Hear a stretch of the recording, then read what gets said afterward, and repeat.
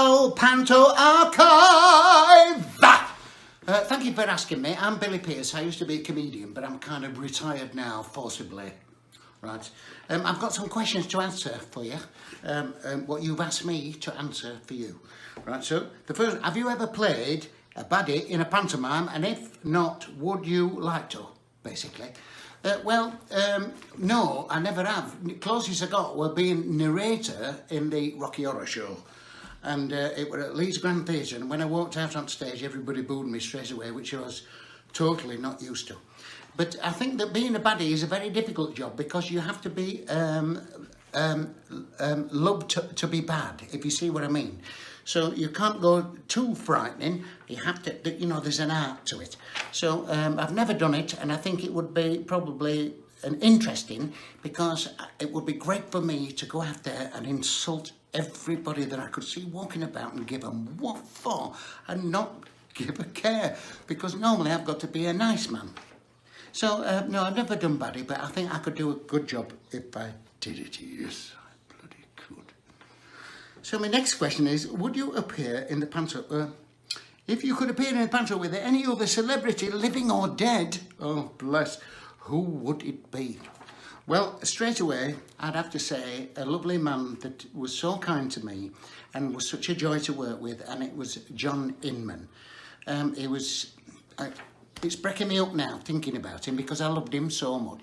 So if I could bring John back, when he played Dame with me, and we did the pathos bit when he was my mum, because there's always an element of pathos in pantomime.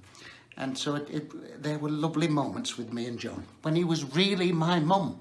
The kids believed he was really my mum. That's very important. Prior to the dreadful outbreak of COVID-19, sorry, my eyes are bad, you know. I keep running into pubs.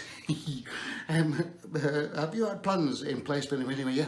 Oh yes, of course. Yeah, Bradford Alhambra pantomime. I've been there for 20 years. In fact, I was there first, and they built the theatre around me.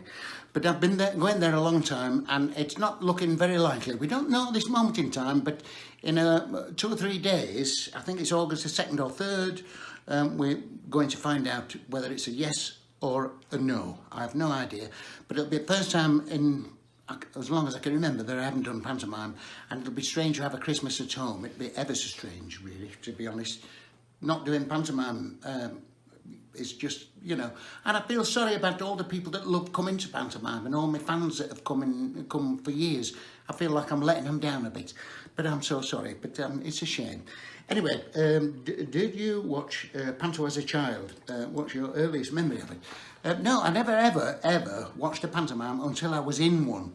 I was actually in one at Wolverhampton Grand, and I went into it because I was doing clubs, and at Christmas and New Year it got serious, like drunk people and stags, all that going on late and everything else. And somebody offered me a pantomime, and I thought, oh, that'd be great. I'll be done at 10 o'clock. You know, there's a big space between you. Anyway, I took to it like a duck to water, and by the end of that pantomime, I had 2 or 3 others offered me, and I've never ever done a Christmas till now without a pantomime. So I love it. I do love it. Have you ever worked with anyone in pantomime who you did not enjoy performing with?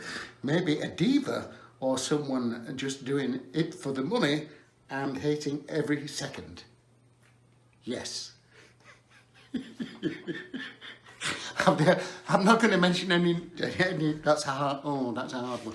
We can't say that in panto anymore. But no, of course. I mean, there's always people that have different ideals and that. I try my hardest in a pantomime to work with the people that I'm working with. I try my hardest to make them happy. I try to give them funny lines, and I try to make them as welcome as I possibly can. But sometimes that doesn't work. And probably that's the last thing I'm going to say on that particular subject. But good luck to everybody in Panto land. I'm so sorry about the way things are going at the moment. But thank you for inviting me on this particular thing. And I'm sorry if I sound a bit slurred, but I've been in the garden all day, and it's the hottest day of the year, and I've been drinking brandy.